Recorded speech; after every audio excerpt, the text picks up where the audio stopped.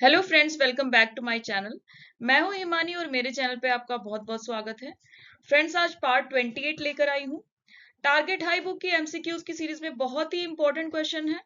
जो भी लोग गवर्नमेंट जॉब पाना चाहते हैं नर्सिंग फील्ड में, उनके लिए बहुत ही इंपॉर्टेंट होने वाले हैं। तो अगर आप भी और आपके फ्रेंड्स भी तैयारी कर रहे हैं नर्सिंग के रिक्रूटमेंट एग्जाम की, तो प्लीज शेयर कर दीजिए उन सभी को और सब्सक्राइब कर लीजिए मेरे चैनल को आगे आने वाली अच्छी वीडियोस देखने के लिए। तो आज की वीडियो में टोटल 30 क्वेश्चन डिस्कस किए जाएंगे। टॉपिक मेडिकल सर्जिकल नर्सिंग ही रहेगा और सब टॉपिक इसमें इम्यून सिस्टम कवर होगा। वीडियो स्टार्ट करने से पहले मैं रिक्वेस्ट करती हूँ कि आपने अगर वीडियो सब्सक्राइब नहीं किया है मेरा चैनल, तो प्लीज सब्सक्राइब कर लीजिए और वीडियो को लाइक कीजिए, शेयर कीजिए और प्लीज कमेंट कीजिए। तो चलिए स्टार्ट करते हैं video. Question number 1, antibodies are produced by. तो एंटीबॉडीज जो है किस सेल से प्रोड्यूस होती हैं? Option A is plasma cell, B is T helper cell, C is neutrophils and D is basophil. तो अगर बात की जाए चारों ऑप्शंस की, तो चारों ही ऑप्शन डब्ल्यूबीसी के पार्ट्स हैं, जो हम सब पार्ट्स बोलते हैं, जैसे न्यूट्रोफिल्स, बेसोफिल्स और दूसरे जो पार्ट्स होते हैं लिम्फोसाइट्स, ये सब डब्ल्यूबीसी के पार्ट्स हैं। लेकिन प्लाज्मा सेल्स और टी हेल्पर सेल्स के बारे में हम कम ही सुनते हैं। तो यहाँ पे मैं क्लियर कर दूं कि जो प्लाज्मा सेल्स होते हैं वो एक टाइप के डब्ल्यूबीसी सेल्स ही होते हैं, जो बी लिम्फोसाइट से डिराइव होते हैं और यही रिस्पॉन्सिबल होते हैं एंटीबॉडी प्रोडक्शन के। हमारी बॉडी में जब भी कोई एंटीजन एक्ट करता है, जब भी एंटर करता है कोई भी एंटीजन डिजीज स्पेसिफिक, तो उसी के स्पेसिफिक एंटीबॉडी प्रोडक्शन होता है और प्लाज्मा सेल उसके लिए रिस्पॉन्सिबल होते हैं। तो option A is the correct answer है। Question number 2, plasma cells are formed from. अब जो प्लाज्मा सेल्स हैं वो किस सेल से बने होते हैं, कहाँ से वो डिराइव होते हैं, ये पूछा हुआ है। आंसर के लिए ऑप्शंस हैं, A is T cell, then B cells, C is RBC and D is WBC. तो ये तो हमने समझ लिया कि जो प्लाज्मा सेल्स हैं वो डब्ल्यूबीसी के पार्ट है। तो डब्ल्यूबीसी एक कंबाइंड टर्म है, वो यहाँ पे यूज नहीं हो सकती है। सी जो है आरबीसी का पार्ट नहीं है प्लाज्मा सेल्स। देन जो आती है T cells and B cells, इन दोनों ऑप्शन में से कोई ऑप्शन करेक्ट है। अब जो बी सेल्स होते हैं, जो बी सेल्स होते हैं वो इम्यून सेल्स होते हैं, जिससे प्लाज्मा सेल्स का प्रोडक्शन होता है। तो बेसिकली जो बी सेल्स होते हैं वो रिस्पॉन्सिबल होते हैं production of plasma cells when they encounter with N antigen. तो जब भी एंटीजन बॉडी में रिएक्ट करता है, बॉडी में एंटर करता है, तो बी सेल्स होते हैं वो प्लाज्मा सेल प्रोड्यूस करते हैं और जो प्लाज्मा सेल्स होते हैं इन टर्न वो एंटीबॉडीज प्रोड्यूस करते हैं। So option B is the correct answer, B cells. Question number 3. All of the following are the organs of lymphatic system except. तो जो लिम्फेटिक सिस्टम होता है उसका आपको फंक्शन पता ही होगा। लिम्फेटिक सिस्टम का फंक्शन होता है इम्यून सिस्टम को मेंटेन करना। एक टाइप का इम्यून सिस्टम है ये बॉडी में। It produces and releases lymphocytes. जो लिम्फोसाइट्स होते हैं हमारी बॉडी में, जो व्हाइट ब्लड सेल्स होते हैं, उनको प्रोड्यूस करता है और डिफरेंट बॉडी पार्ट्स में रिलीज करता है। और जो भी बॉडी के अंदर डिजीज होती हैं, जैसे बैक्टीरियल, वायरल, पैरासाइट्स और फंगल डिजीज, उनको लुक आफ्टर करता है, उनके अगेंस्ट में एंटीबॉडी का प्रोडक्शन करता है। तो हमारे लिम्फेटिक सिस्टम के कुछ ऑर्गन्स होते हैं, टोटल 6 ऑर्गन्स होते हैं लिम्फेटिक सिस्टम के, जैसे tonsils, adenoids, thymus, spleen, bone marrow, lymph cells and lymph nodes. तो इन ऑप्शंस में से जो ऑप्शंस दिए हुए हैं यहाँ पे, A is tonsil, B is thymus, C is spleen and D is pancreas. इनमें से कौन सा ऑर्गन है जो लिम्फेटिक सिस्टम का पार्ट नहीं है? तो करेक्ट आंसर है pancreas, option D. Question number 4, how to palpate lymph nodes. अब जो लिम्फ नोड्स होते हैं उनको पैल्पेट कैसे किया जाता है? Option A, with pressure and tip of fingers. B is apply pressure while palpating the lymph nodes. C is palpate superficial nodes with the pads of the fingers. And D is use palm of the hand while palpating the lymph nodes. D is use palm of the hand while palpating the lymph nodes. So correct answer is option C. Palpate superficial lymph nodes with the pads of hand of the fingers. Question number 5, when a B cell is exposed to an antigen for the first time, जब एक B cells first time antigen से exposure होता है उसका, तो सबसे पहले क्या होता है? A option is the primary response occurs. B, the primary response takes 1 to 3 hours to become effective. C, the B cell divides to form plasma cells and T helper cells. And D is the B memory cells produce antibodies. तो जो first reaction होता है antigen और B sales के बीच में, उसके बाद उसको बोलते हैं हम प्राइमरी रिस्पॉन्स। तो सबसे पहले होता है प्राइमरी रिस्पॉन्स। प्राइमरी रिस्पॉन्स के बाद जो बी सेल है वो प्लाज्मा सेल में कन्वर्ट होता है और एंटीबॉडी का प्रोडक्शन होता है। लेकिन हम यहाँ पे ऑप्शंस में दिया हुआ है द प्राइमरी रिस्पॉन्स अकर्स, तो यही ऑप्शन हम लेंगे, द प्राइमरी रिस्पॉन्स अकर्स। और उसका टाइम फ्रेम जो होता है वो 1 to 2 वीक्स का होता है and it depends on the type of antigen the B cell is expose to. Question number 6, the following statements are true in reference to endotoxins except. तो सबसे पहले एंडोटॉक्सिन जान लेते हैं। एंडोटॉक्सिन होते हैं आउटर मोस्ट लेयर, जो cell membrane की लेयर होती है बैक्टीरिया की, वो भी ग्राम नेगेटिव बैक्टीरिया की जो सेल मेम्ब्रेन की लेयर होती है, उसके अंदर एंडोटॉक्सिन्स होते हैं।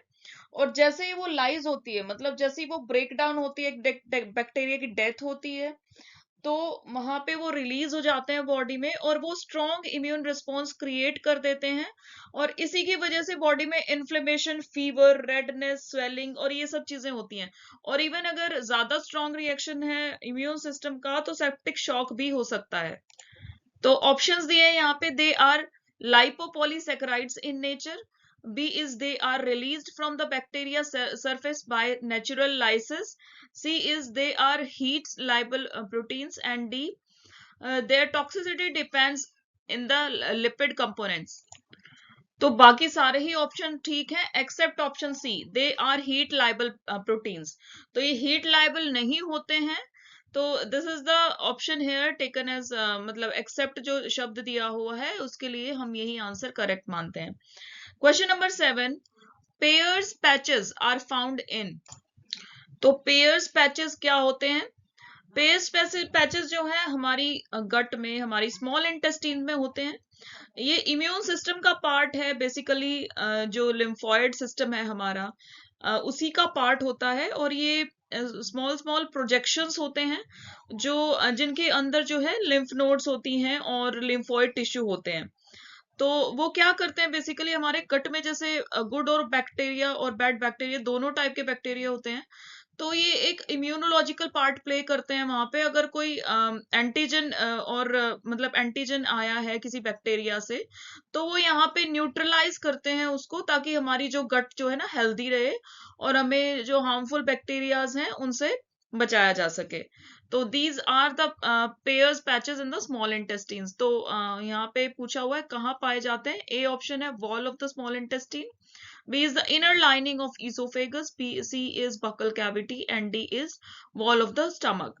तो करेक्ट आंसर रहेगा wall of the intestines, A option. Question number 8, perforins are produced by। तो परफोरिन्स क्या होते हैं? परफोरिन्स कुछ प्रोटीन के कंपाउंड होते हैं जो नेचुरल किलर सेल्स के द्वारा प्रोड्यूस होते हैं।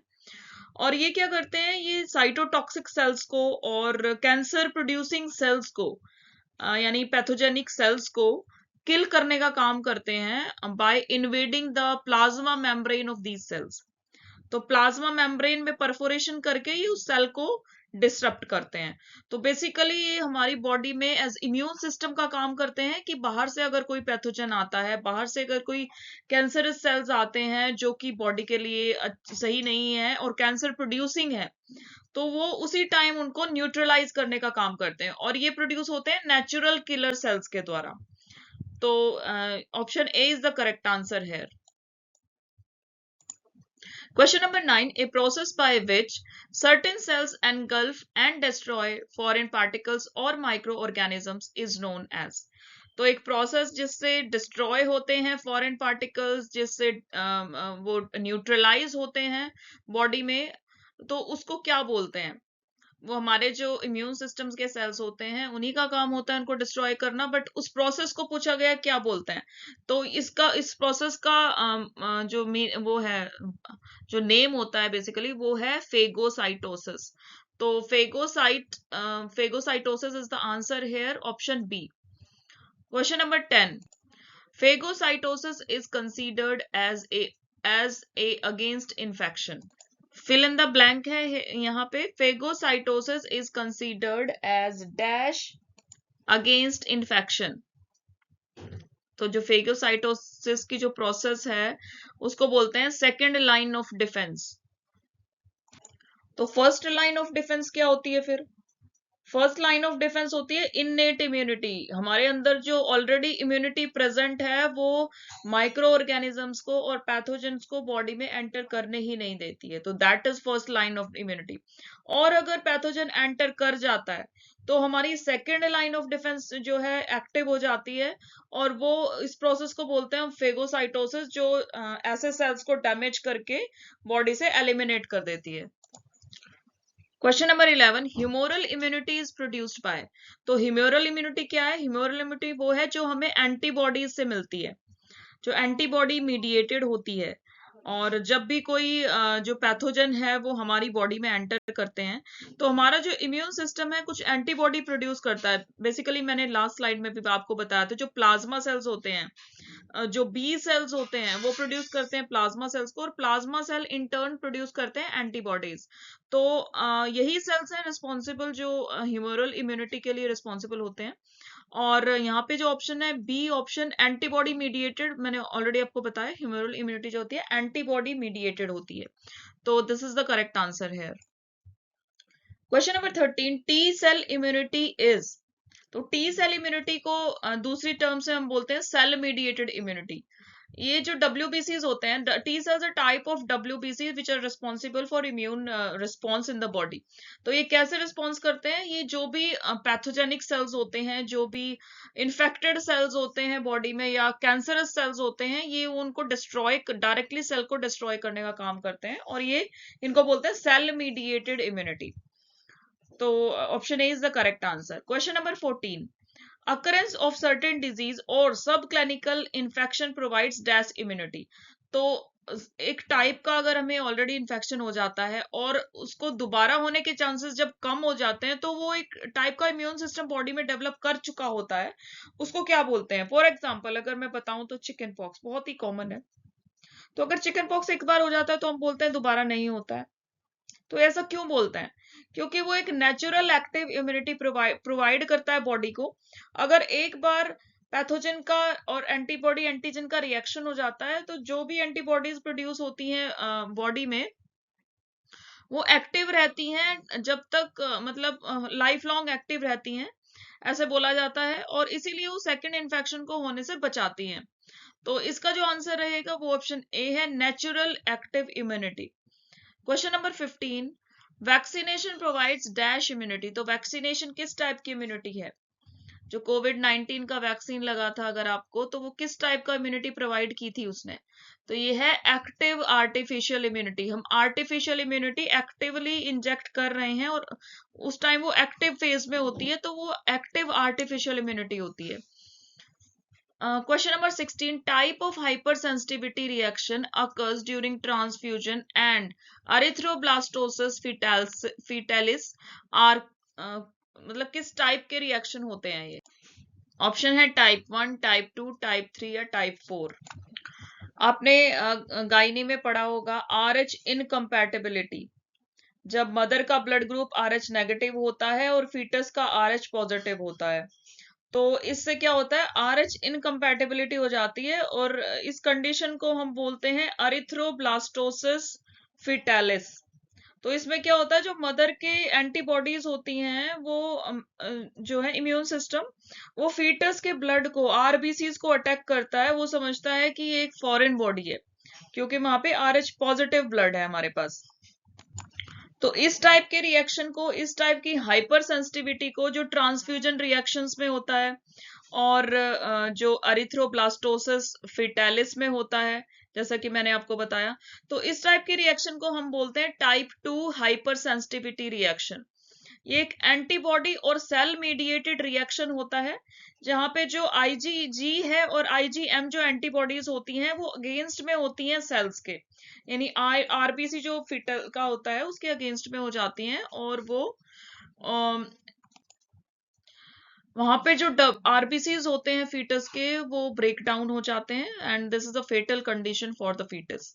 So this is type 2 hypersensitivity reaction. Question number 17. Lifelong immunity developed after the occurrence of disease is known as. अभी मैंने रिसेंटली एक्सप्लेन किया आपको कि जो चिकन पॉक्स इम्यूनिटी होती है उस टाइप की इम्यूनिटी को हम क्या बोलते हैं. तो option C is the correct answer, natural active immunity. Question number 18. Cell mediated immunity is carried out by. तो जो सेल मीडिएटेड इम्यूनिटी होती है वो किस सेल से होती है. तो ये भी मैं ऑलरेडी बता चुकी हूँ आपको. ये टी लिम्फोसाइट्स होते हैं, टी सेल्स होते हैं, वही सेल मीडिएटेड इम्यूनिटी प्रोड्यूस करते हैं बॉडी में. तो option B is the correct answer. Question number 19. Which of the following type of hypersensitivity is known as delayed type of hypersensitivity and is carried out by T lymphocytes. तो T cells की जो immunity होती है वो cell mediated immunity होती है. तो ये किस टाइप की इम्यूनिटी होती है, टाइप 1, टाइप 2, टाइप 3 या टाइप 4. तो फ्रेंड्स ये जो हाइपर सेंसिटिविटी होती है ये टाइप 4 टाइप की हाइपर सेंसिटिविटी होती है. ये इसको डिलेड हाइपर सेंसिटिविटी भी बोलते हैं. ये जो इम्यून रिस्पॉन्स है, ये सेल मीडिएटेड जो रिस्पॉन्स होता है ये 48 टू 72 आवर्स में आता है. और जब भी कोई एलर्जन, कोई पैथोजन इन्वेड करता है बॉडी में, तो ये टी सेल्स जो हैं 48 टू 72 आवर्स के बाद जो है ये एक्टिव होकर और जो सेल मीडिएटेड इम्यूनिटी है वो प्रोवाइड करते हैं.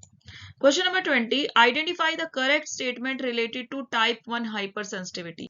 ऑप्शंस दिए हैं. A is immunoglobulin response for type 1 hypersensitivity reaction is IgG.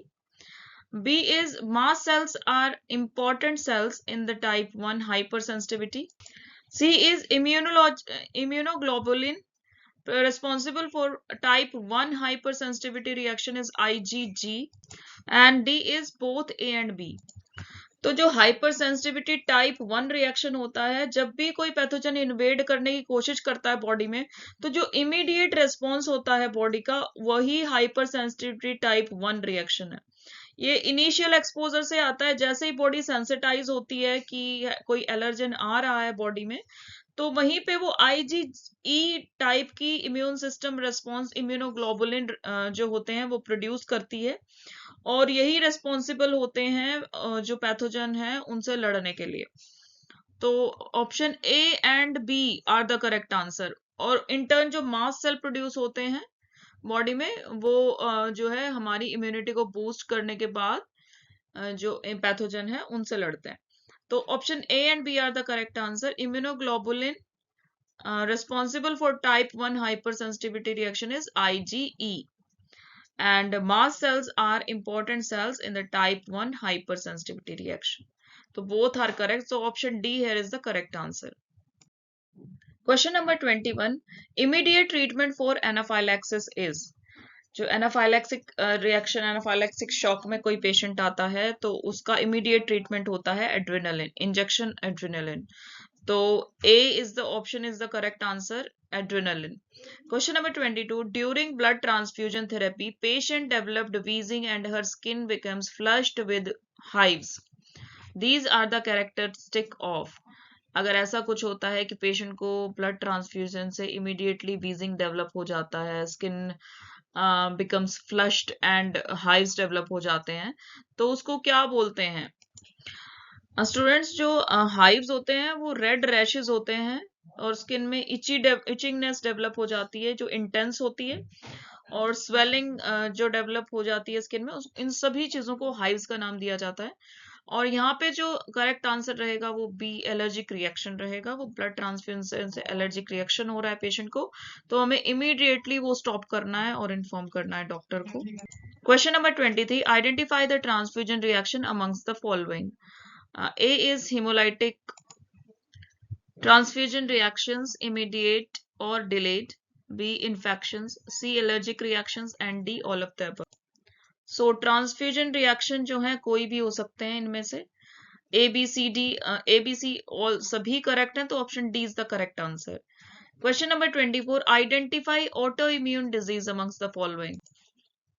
तो ऑटो इम्यून डिजीज के बारे में आपने सुना होगा, जब इम्यून सिस्टम अपने ही बॉडी के अगेंस्ट में काम करना शुरू कर देता है, तो बहुत सारी ऐसी प्रॉब्लम्स हैं, बहुत सारी स्किन जो बॉडी कंडीशंस हैं वो डेवलप हो जाती हैं। तो ऑप्शंस दिए हैं यहाँ पे SLE, B is Graves disease, C is myasthenia gravis and D all of the above। जो ये ऑप्शन है SLE, उसकी फुल फॉर्म है सिस्टमैटिक ल्यूपस अरिथेमेटस। आप लोगों ने सुना होगा, मेडिकल वार्ड्स में ये कंडीशन आपको देखने को मिली होगी, आई होप। तो option D is the correct answer है, तीनों जो डिजीज हैं वो ऑटो इम्यून ही है। Question number 25. The nurse is caring for a child who is taking corticosteroids for systematic lupus erythematosus. The nurse carefully monitors child's condition because the nurse is aware that the corticosteroids can have what major actions? Options are: they increase risk of liver toxicity, B they can mask the sign of infection, C they can cause bone marrow suppression and D all of the above। तो सभी जो हैं तीनों options correct हैं। Steroids जो है, अगर long term corticosteroids पे पेशेंट रहता है तो सारे ही चीजें हो सकती है जो ऑप्शंस दिए हैं। लिवर टॉक्सिसिटी हो सकती है, जो भी इन्फेक्शन हो रहा है बॉडी में उसको मास्क कर सकते हैं, क्योंकि कोई भी साइन एंड सिम्टम नजर नहीं आएगा बॉडी में बिफोर एनी इन्फेक्शन, और जब भी एक इन्फेक्शन होता है तो कुछ साइंस नजर आते हैं बॉडी में, वो नजर नहीं आएंगे। And C they can cause bone marrow suppression, तो कॉमन है, बोन मैरो सप्रेशन भी क्रिएट कर सकते हैं बॉडी में। तो all of the above is the correct answer. Question number 26, HLA elevates in dash conditions. So HLA क्या होता है? HLA ह्यूमन ल्यूकोसाइट एंटीजन होता है। ये बॉडी में सभी सेल्स के ऊपर मौजूद होता है। इसी के द्वारा बॉडी पहचान पाती है कि कौन सा सेल बॉडी का है और कौन सा फॉरेन पार्टिकल है। तो जब कोई जैसे ऑर्गन ट्रांसप्लांट होता है बेसिकली, तो HLA मैचिंग बहुत इंपॉर्टेंट हो जाता है। अगर अगर HLA मैचिंग नहीं करेंगे तो जो इम्यून सिस्टम है बॉडी का, वो उसके अगेंस्ट, उस ऑर्गन के अगेंस्ट में हो जाता है और जो है कॉम्प्लिकेशन डेवलप हो जाती है। तो ह्यूमन ल्यूकोसाइट एंटीजन जो है वो किन कंडीशन में एलिवेट हो जाता है? ये एक इम्यून रिस्पॉन्स होता है बॉडी का। तो ऑटो इम्यून डिजीजेस जो हैं उन कंडीशंस में HLA एलिवेट हो जाता है। Question number 27, a rise of an existing antibody level in response to irrelevant stimulus is called. Options are: A is anaphylactic reaction, B anamnestic reaction, C agglutination reaction and D is precipitation reaction. तो जो correct answer है वो यहाँ पे है B option, anamnestic reaction. Anamnestic reaction में क्या होता है, जब बॉडी का एक बार एक्सपोजर हो चुका होता है एक स्टिमुलस से, एक एंटीजन से, तो वो सेकेंड टाइम एक्सपोजर पे बहुत ही बूस्टेड इम्यूनिटी प्रोड्यूस करता है, ताकि जो बॉडी है, वो जो एंटीजन है वो वहीं पे न्यूट्रलाइज हो जाए। और this is because the body has the memory cells already present in the body। उसको अपना previous exposure याद आता है और उसके बाद वो उसके लिए बहुत ही strong reaction produce करता है। तो this is called anamnestic reaction। Option B is the correct answer। Question number 28, which of the following is a priority in planning care for a client with a diagnosis of immune deficiency? तो अगर आपका patient immune deficient है already, तो आपको किस type की nursing planning की जरूरत है, क्या प्रायोरिटाइज करने की जरूरत है? ऑप्शंस हैं: A providing emotional support to the decreased anxiety, B is identify factors that decrease the immune function, C encouraging discussion about lifestyle changes and D protecting the client from infection. तो definitely जो D option है वो correct रहेगा। हमें जो client है उसको अगर इम्यूनिटी डेफिशिएंसी पहले ही है तो उसको प्रोटेक्ट करना है दूसरे इन्फेक्शन से। तो अगर आप इम्यून डेफिशिएंसी की डिजीजेस जो हैं उनको जानते हैं और आपको पता है, तो प्लीज मुझे कमेंट करके बताइए दो ऐसी डिजीज जो इम्यून डेफिशिएंसी प्रोड्यूस करती हैं बॉडी में। And I request you to positively comment. अगर आप कमेंट ही नहीं कर रहे हो, इसका मतलब आप ना तो अच्छे से पढ़ाई कर रहे हो और ना रिवाइज कर रहे हो। Question number 29, delayed hypersensitivity reaction can be managed with. तो अगर डिलेड हाइपर सेंसिटिविटी रिएक्शन है तो किससे मैनेज होगा? सबसे पहले तो रिवाइज कर लेते हैं, डिलेड हाइपर सेंसिटिविटी कौन सी थी? तो ये टाइप 4 हाइपर सेंसिटिविटी थी, जो 48 से 72 आवर्स के बाद प्रोड्यूस होती है बॉडी में, और ये सेल मीडिएटेड होती है, टी सेल मीडिएटेड। तो जब भी एक्सपोजर होता है एंटीजन से बॉडी में, तो उसके उसके 48 से 72 आवर्स के बाद सेल मीडिएटेड रिएक्शन स्टार्ट होता है, उसको बोलते हैं डिलेड हाइपर सेंसिटिविटी। और यहाँ पे जो है option 4 is the correct answer, option D is the correct answer. Corticosteroid से हम डिलेड हाइपर सेंसिटिविटी को कंट्रोल में कर सकते हैं। Question number 30, the last question. The aim of immunosuppressive therapy is to.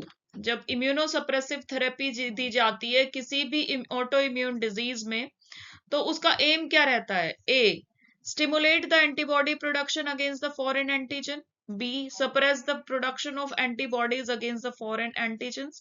C, promote phagocytosis. And D, all of the above. तो यहाँ पे जो करेक्ट आंसर है वो ऑप्शन बी रहेगा, suppress the production of antibodies against foreign infection या foreign antigen.